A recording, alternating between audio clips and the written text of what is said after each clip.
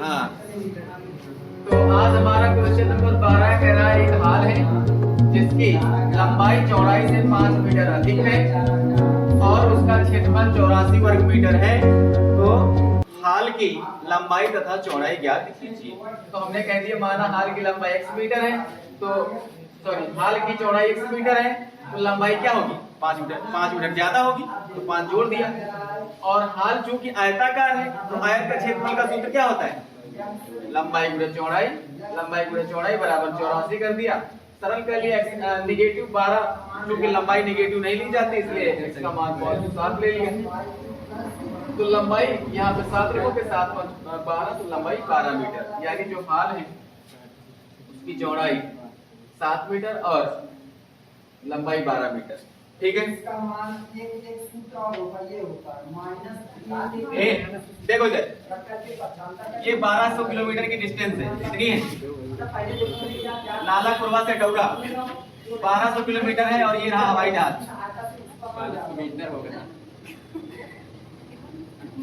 ठीक, और कह रहे हैं हवाई जहाज अगर अपनी स्पीड 100 किलोमीटर प्रति घंटा बढ़ा देता है तो जो समय है वो 1 घंटा कम लगता है। 1 घंटा क्या होता है, कम लगता है। यानी पहले मान लीजिए 5 घंटे लग रहा होगा, तो स्पीड बढ़ा दिया तो कितना लगेगा, 4 घंटे, है ना। कल हमने बताया था ना, स्पीड जैसे बढ़ा दो तो पहले का समय दूसरे वाले समय में घटा दोगे, जो समय दिया रहेगा वही होता है, 1 घंटे दिया है ना। तो पहले तो आप मान लीजिए कि हवाई जहाज की चाल, हवाई जहाज की चाल बराबर x किलोमीटर प्रति घंटा। तो दूरी कितनी दी गई है 1200 किलोमीटर, और वृद्धि यानी चाल में वृद्धि कितनी है 100 किलोमीटर। तो x किलोमीटर प्रति घंटा की चाल से 1200 किलोमीटर तय करने में लगा समय, यानी t1 बराबर क्या होता है, समय बराबर दूरी बटे चाल। दूरी कितनी है 1200 किलोमीटर और बटे चाल कितनी हमने मानी है x किलोमीटर, तो ये हो गए घंटे, है ना। और जब आप चाल बढ़ा देते हैं 100 किलोमीटर प्रति घंटा, यानी अब चाल कितनी हो गई x + 100 हो गई। भाई पहले 50 की चल रहे थे, 100 बढ़ा देते कितनी हो गई 150 की, तो जोड़ दिया उसमें, है ना। पहले सुबह साइकिल चला रही थी 5 की स्पीड से, फिर 2 की स्पीड और बढ़ा दी तो कितनी हो गई, सिंपल सी बात है 7 की स्पीड हो गई। पहले 5 की थी, 2 बढ़ा दी तो कितनी हो गई, तो पहले x की थी 100 बढ़ा दी तो x + 100 क्या जोड़ दिया उसमें, चाल बढ़ाओगे तो जुड़ जाएगी ना। की चाल से 1200 किलोमीटर तय करने में लगा समय, ये मान लीजिए t2 है, तो हो जाएगा 1200 बटे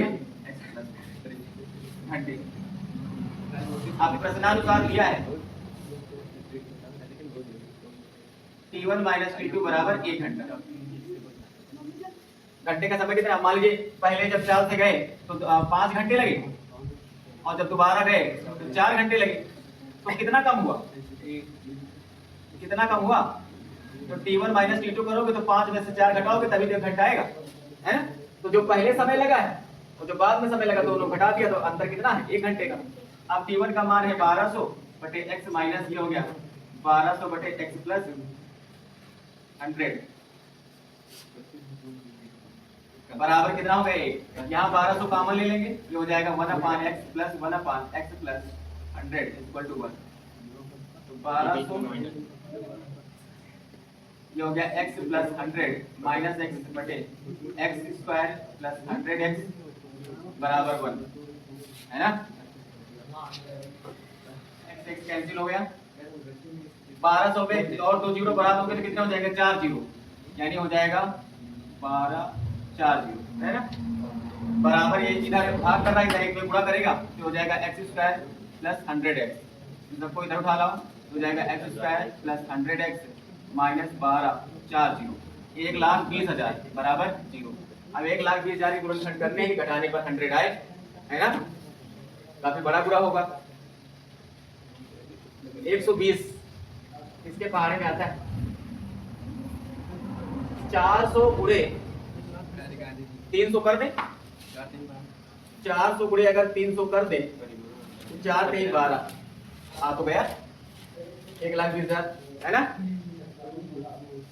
यानी 400 में 300 घटा दे तो 100 आ जाएगा और 400 का 300 से गुणा कर दे तो 1,20,000 आ जाएगा, है ना। तो हो जाएगा x square plus 400x minus 300x minus 1,20,000 बराबर 0। यहाँ x कॉमन लोगे तो x प्लस 400 माइनस 300 यहाँ कॉमन लोगे तो हो जाएगा x प्लस 400 बराबर 0। x प्लस 400 दोनों जगह से कॉमन लोगे तो हो जाएगा x माइनस 300 बराबर 0। लिखेंगे जब x plus 400 equal to 0, x बराबर माइनस 400 और जब x माइनस 300 बराबर 0, x बराबर 300। तो चाल चूंकि निगेटिव नहीं होती तो हम ये वाला नहीं लेंगे, है ना। तो यहाँ लिख देंगे अतः हवाई जहाज की चाल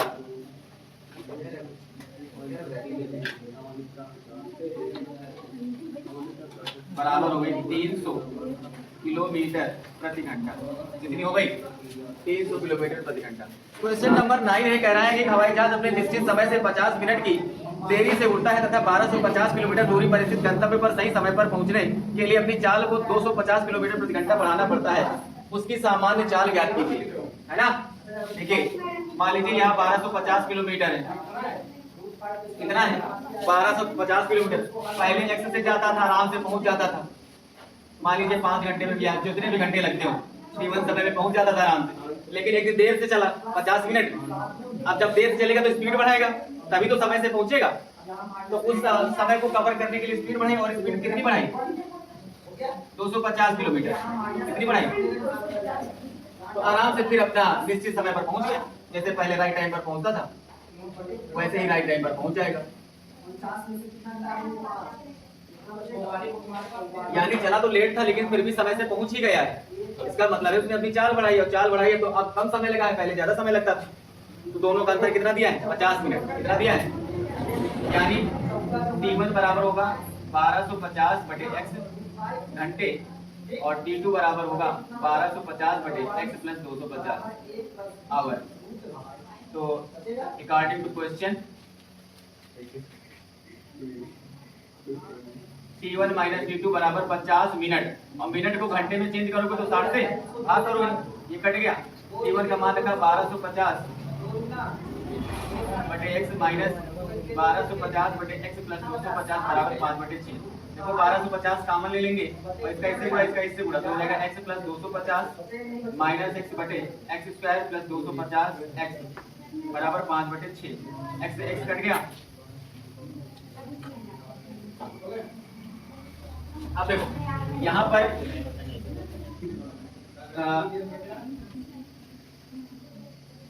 250 यानी 1250 गुणे 250 और बराबर ये इधर क्या कर रहा है भाग, इधर आएगा गुणा 5 बटे 6 में क्या हो जाएगा इसका गुणा हो जाएगा। लेकिन अब हम क्या करते हैं इस 5 बटे 6 को उधर 75 कर देते, क्या हो जाएगा x स्क्वायर प्लस 250 x बराबर ये 6 इधर क्या कर रहा है भाग, उधर जाएगा पूरा। तो 1250 गुणे 250 बटे गुणे 6 और 5 क्या कर रहा है पूरा कर रहा है, इधर है भाग कर दिया। मतलब 75 करने पर भिन्न क्या होती है पलट जाती है। 5 बटे 6 तो 6 बटे 5 हो गया। इसको काट देंगे ये हो गया 50, कितना हो गया 50।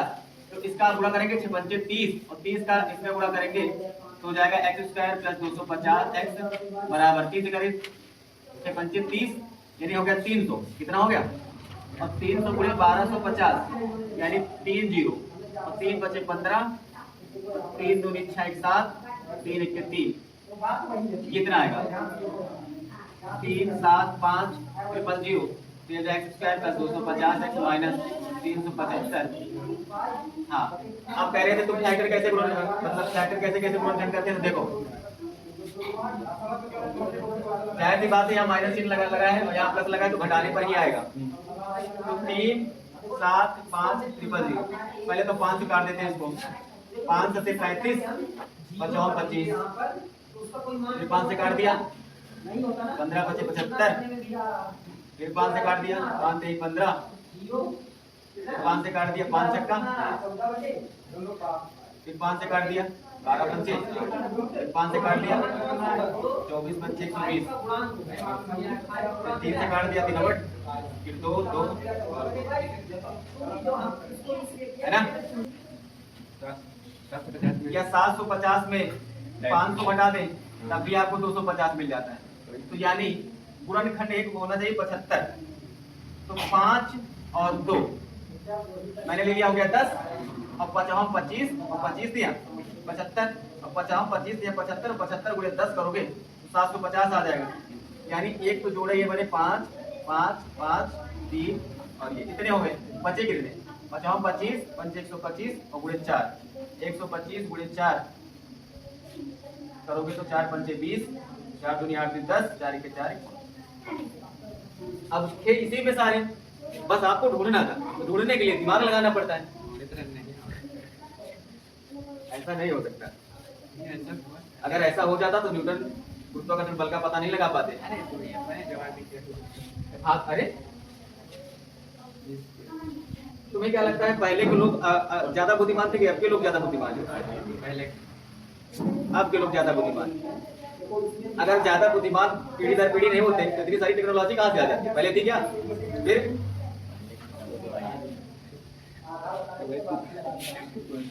अरे ये भी साफ कर दिया। पहले के लोग इतने बुद्धिमान नहीं थे जितने क्या बोलते हैं।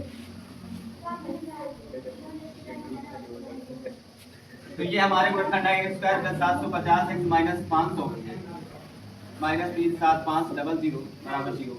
x कॉमन लिया, x प्लस 750 माइनस 500 कॉमन लिया तो x माइनस 700 x प्लस 750 बराबर 0, x plus 750 x minus 500 equal to 0। जब x plus 750 equal to 0 x बराबर माइनस 750, क्योंकि चार निगेटिव नहीं होती तो इसे कंसीडर नहीं करेंगे और लेंगे जब x minus 500 equal to 0 x बराबर 500 किलोमीटर प्रति घंटा। इसी वक्त 10 नंबर देखेंगे। कह रहे हैं यात्री सामान 5 किलोमीटर प्रति घंटा की प्रति करता है जिसे 30 किलोमीटर की दूरी तय करने में 2 घंटे कम समय लगता है। यानी x बटे कितनी दूरी है? 300 किलोमीटर।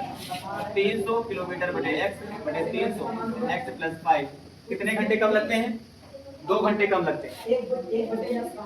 300 कॉमन ले लिया, 1 upon x minus 1 upon x plus 5 equal to 2 हो गया 300 x प्लस 5 माइनस x बटे x square plus 5 equal to 2 cut गया तो x square 1 upon x square plus 5 equal to 2 upon 3 x square plus 5 बराबर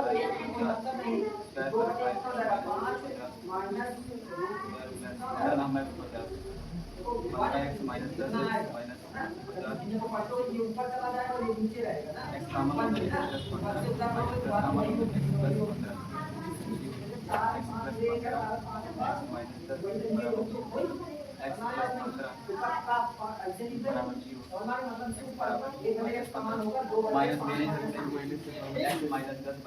ले लिया 10 कॉमन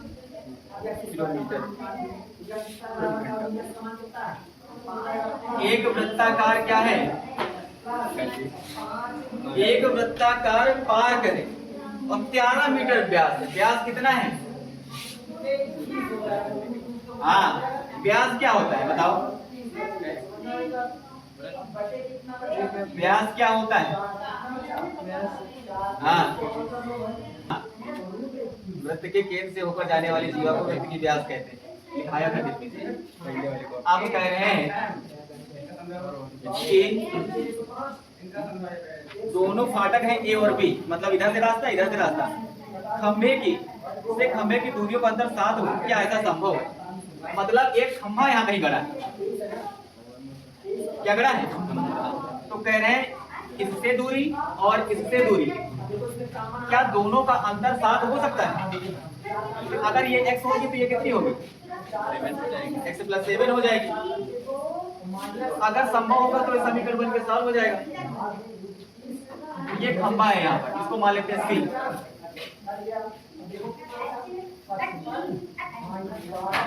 तो आपको कुछ दिख रहा है? माना ए फाटक ए की खंबे से दूरी x मीटर और फाटक बी की खंबे से दूरी x + 7 मीटर। आप बताओ क्या करें? ये चित्र देखने पर तुमको क्या लग रहा है? कौन सा कॉन्सेप्ट लगेगा इसके बाद? हैं? लगाओ दिमाग, दिमाग लगा के बताओ x का मान कैसे निकालोगे? अब x का मान कैसे निकालोगे? त्रिभुज है। हाँ त्रिभुज है, बिल्कुल है त्रिभुज भाई। समबाहु त्रिभुज कैसे हो गया भैया? कैसे हो गया? ये प्यारा है x + 7 सब अलग अलग है। विषमबाहु हाँ हो गया। तो विषमबाहु को क्या कर सकते हैं?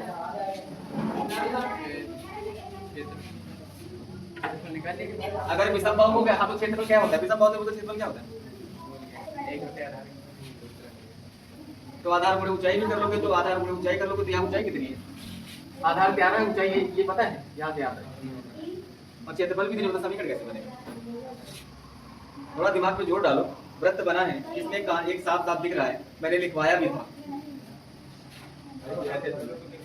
पोजीशन त्रिभुज की कहाँ है ये भी डिपेंड करता है।